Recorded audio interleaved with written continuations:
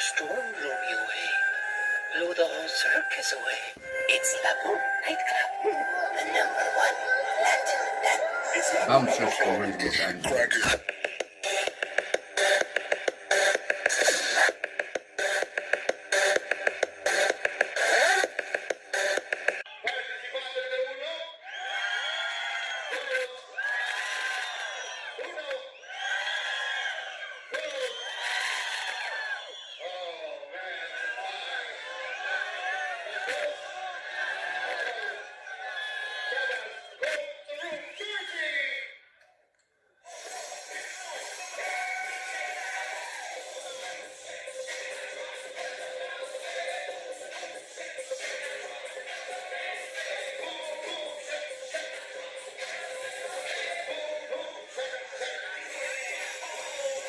Bouncer Stories Los Angeles.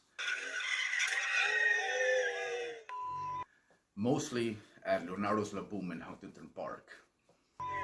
This was the scene in Huntington Park.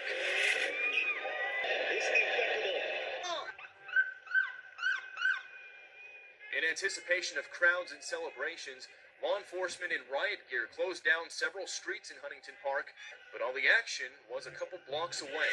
A sheriff's helicopter showed up. Then came the ground reinforcements, geared up for crowd control. Leonardo's LABOOM in Huntington Park. This club has all kinds of events. It's open every week of the day. It has strippers.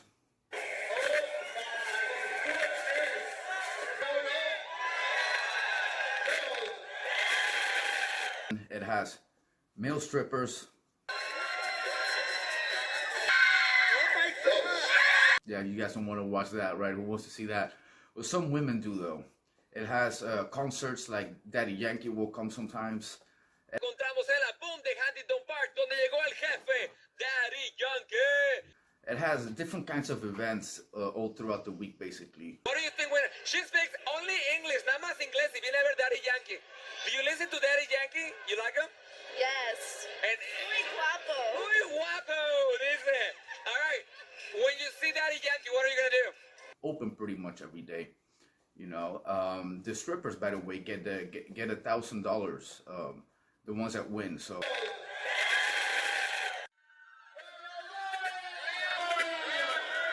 I moved back to LA from Mexico in 2005, May 2005. Through a friend I knew in Mexico that was had a connection in the club. I went there, tried to get a job there in a certain club.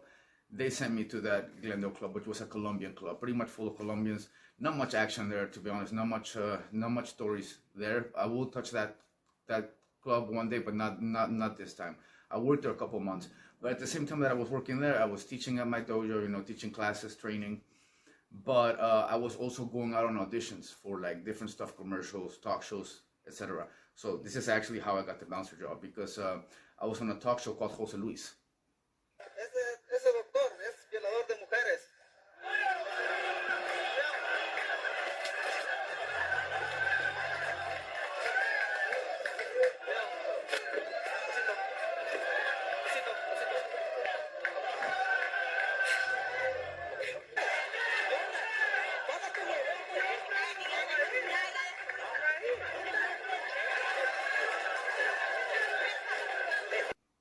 It's like the Jerry Springer, the Latino Jerry Springer, you know. Rápido algo en la cabeza.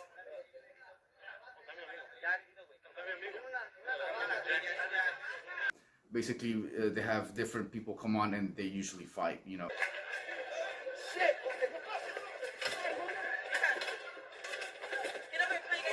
It's not completely real, like it's not what people think. The person that I went there with was my girlfriend at the time. So we went to the show. You get paid for this, obviously. You're basically just an actor. So I went there with my girlfriend at the time. She actually got the gig, and we were pretending that we were lovers, and I had a different wife, person I didn't even know, like a pretty chubby woman, you know, not that good looking. So that was supposed to be my wife, and my girlfriend at the time was supposed to be the one I was cheating with. So they also made some video of us, you know, kissing and stuff like that in the kitchen, which we shot before we even went to the talk show. So this is all set up. It's not real, you know. But the fights, however, are real. When you sign up, when other people sign up, I didn't really have to do that because there was nobody in the show there for me to get into a fight with, like other people. But usually these people know each other, and a lot of them have like a gangbanger background. They're like usually Mexican Americans or straight up paisas, but they're people that don't really mind getting hit. They're people that fight all the time. They're basically the same crowd that we were dealing with in LABOOM. The security team from this talk show is also the same security team as from LABOOM. Like, it's the same guys. The guy that manages the security in the nightclub that I worked at, Leonardo's LABOOM, is the same guy that has the security in the show of Jose Luis. He's a bald guy. They call him Maestro Limpio. So yeah.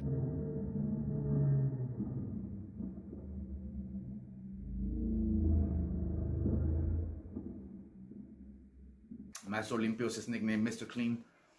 Basically, his name was Sammy, basically, and he basically runs the security there. So I didn't even know Sammy yet, of course. So when I got to the talk show, it was cold. They put us in the room where it was cold. They explained everything to us. This is a scenario, blah, blah, blah, blah, blah. They explained everything to us, you know, and it was really cold there. And then when you get outside where they have the talk show, it's like really hot, but it's that made like that on purpose. Like the stage is hotter than the rest of the place too. Like that's why the host kind of stays away from the stage. The stage is pretty heated, so when you get there, it's pretty easy to get angry. You know, it's crazy how temperature really does that. So they basically mess with you so you get angry there. But basically, they sign up for this. You know what I'm saying? Basically, people sign up for this.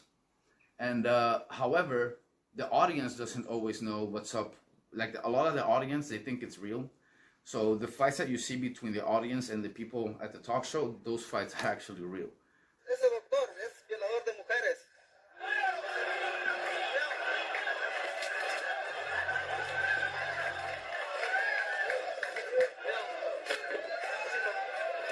But the fights in between people, even though they're hitting each other, it's not real. ¿Eso qué es, doctor?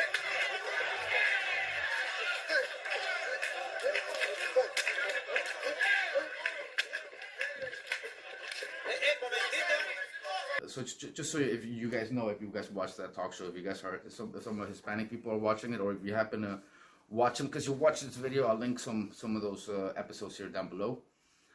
But basically, I was on there, and some guy, the crowd basically talks shit to you. So some guy in the crowd said some shit to me. He said, he basically insulted me. I don't know what he said. He called me a maricon or something like that in Spanish, you know. And I basically told him, what the hell, dude? You're sitting between two guys. I'm sitting between two girls. Go F yourself. He starts talking shit. So I get up. I go down there. And Sammy gets in between me and the guy. But basically, I threw a high kick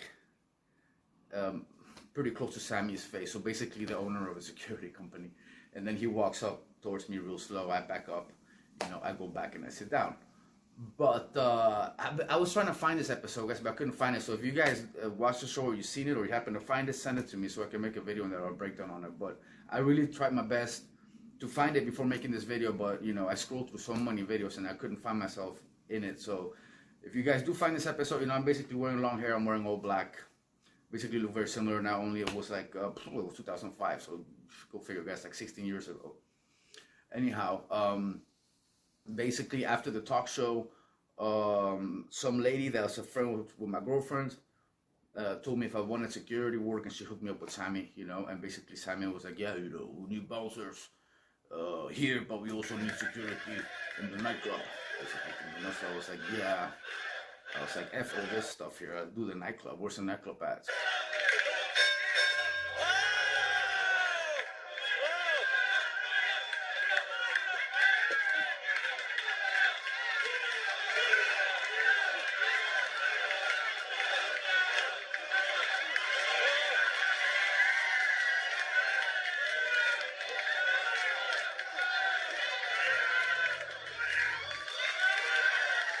Basically, that was it. I was hired like that, you know. Yeah, and basically, I started working like 2 days after that, pretty much. It was just 2 days after that, and I was already working. Gray uniform, all gray, pretty big club, you know. When I got there, the first day, basically, I noticed that that there was a lot of bouncers. There was like 30, 40 bouncers outside. We were all outside searching people, you know. I didn't know at the time how guards get picked to go inside, but you know, it's always been my luck since then actually that I get chosen to go inside. Basically, the club has different dance floors, like 2, 3 different dance floors, 3 different dance floors. It has also a few different bars. Each bar has their own manager. So basically, if one of the manager likes you, because each bar has their own bouncer too. So there's at least 3 or 4 bouncers stationed inside, and there's another extra club inside that club. So yeah, it's a pretty big club, you know. There's a lot of action. There's probably the club where I had the most action as far as fights. So there's a lot of stories for me to tell on this club. You know, basically I worked there almost a year, but yeah, I got a lot of experience there. I saw a lot of bad things, like everything that you can think of from, you know, corruption a little bit by the cops.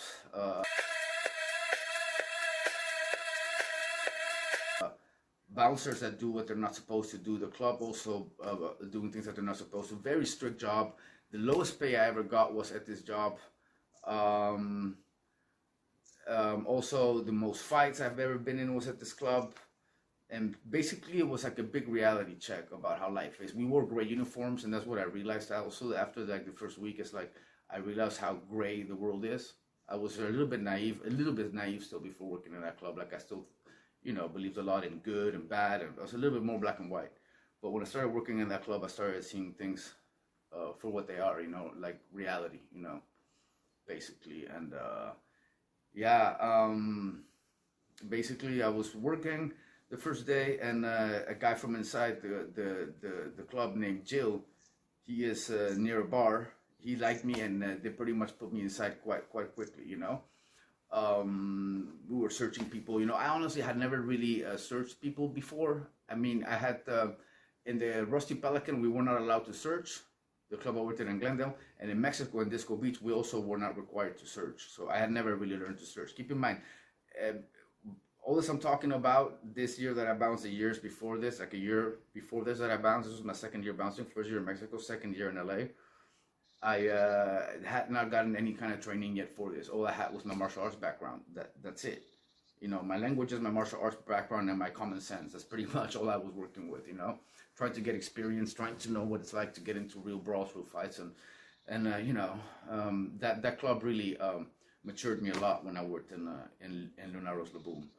It was quite an experience, you know. Plus, it was a daily job. I worked there every day, pretty much. I only had like 1 day off a week, sometimes no days off a week, you know. So it became a full-time thing, and I also became like addicted to adrenaline in that club. Like that's a club where I started getting addicted to adrenaline, because I felt it before this also, but just not as many times in one night.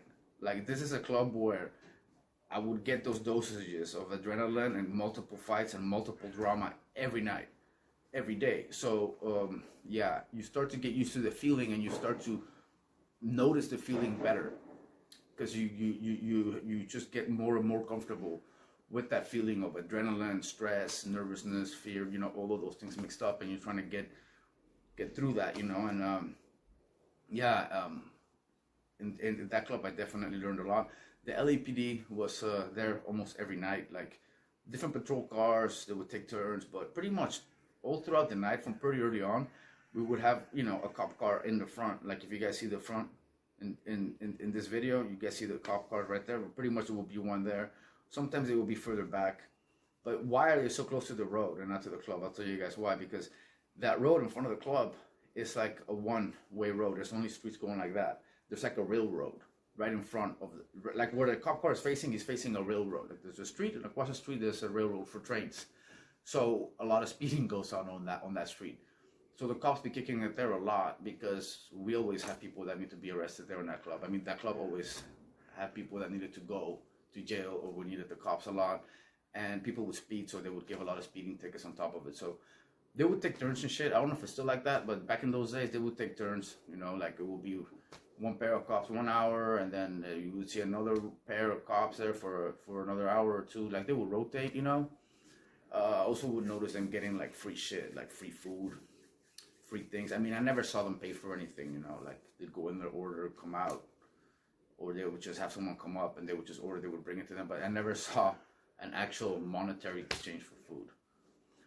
You know, it was just those, you know, one of those things, you know. But they would also have our back, you know, with the exception of like one time or a few times. I'll get into that in the future.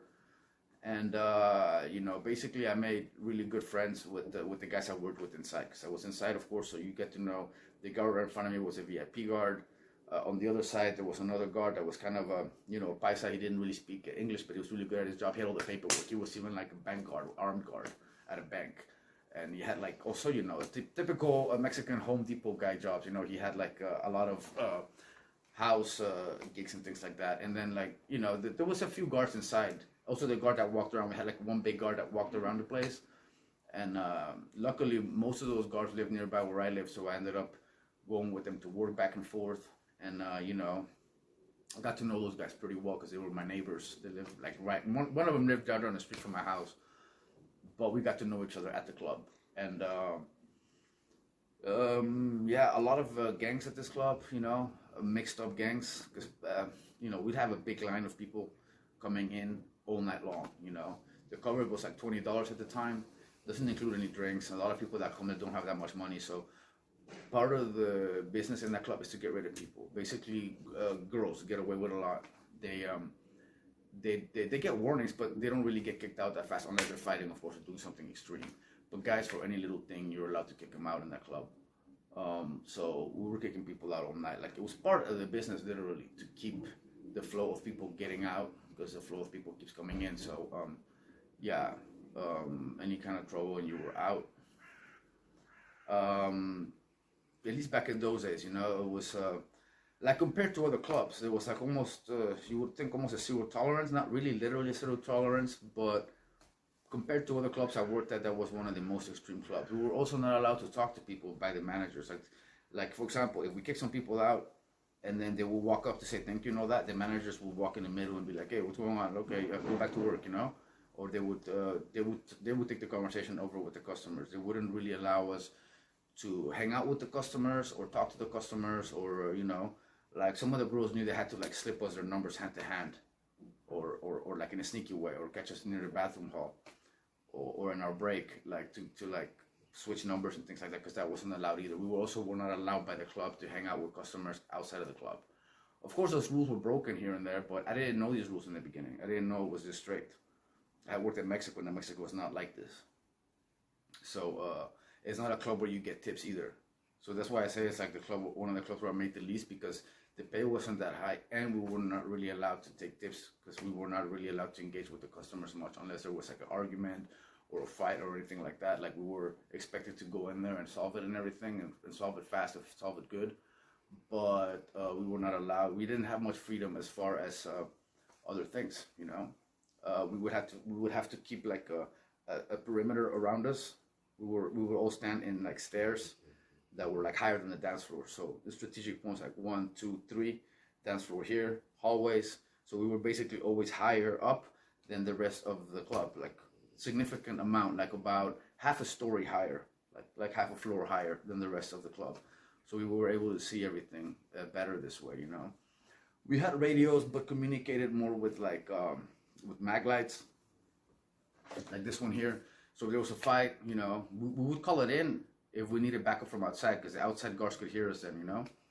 But basically, we would just use the mag light from a distance, and whenever we saw that we were being flashed, like if I went like this and flashed the guard in front of me and pointed near me, flash the other guy, make sure that they see.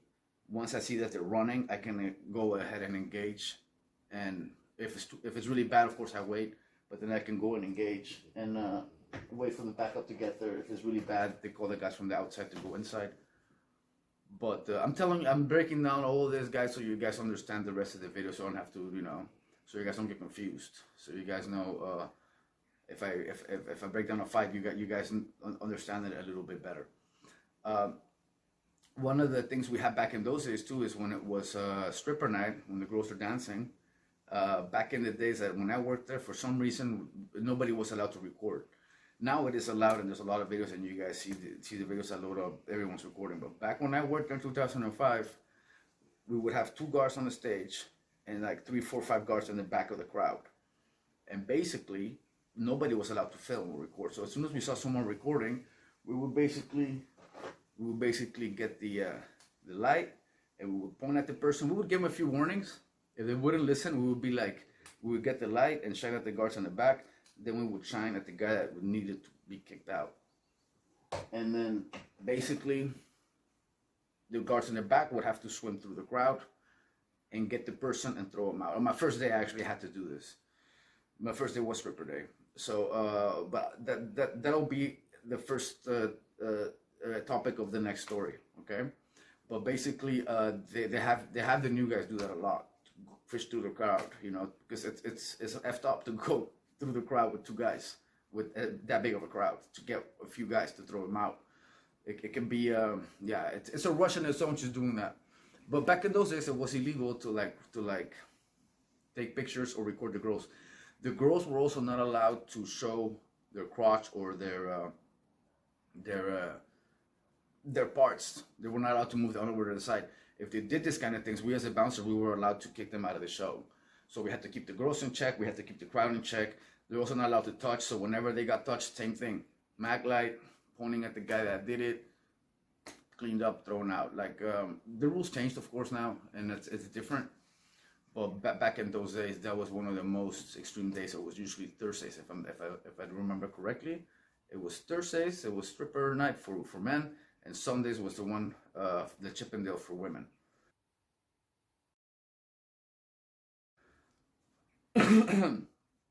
But yeah, basically different gangster every night. A lot of paisas, a lot of fights, you know. So a lot of good stories are gonna come out. I'll break down my beginning of the night, the first night. So I was outside searching. Pretty soon, Sammy told me to go inside, and he showed me like going inside the club, the first bar to the right, past the bathrooms to the right. That was my spot. Pretty much the entire time I worked there. I got moved a few times, but that was only when Jill wasn't there. You know, when that manager was there, I was always like pretty much his guard, and I was kicking it always at that bar. Yeah, the first night was this night. It was a stripper night, and yeah, I seen the strippers coming in. You know, anyone could join though. There was any girl in the crowd can join, but you know, also professional strippers would come, and those are the ones usually that win. You know, because they know what they're doing. Same thing goes for the males, you know. Usually, you know, the ones that know what they're doing win. You have a few drunk fools sometimes, and women that end up going up in there and trying to win those $1,000. But the price for the man was a little lower. I don't remember how much though. And yeah, pretty much that's it for this video, guys. And till the next video, catch you later.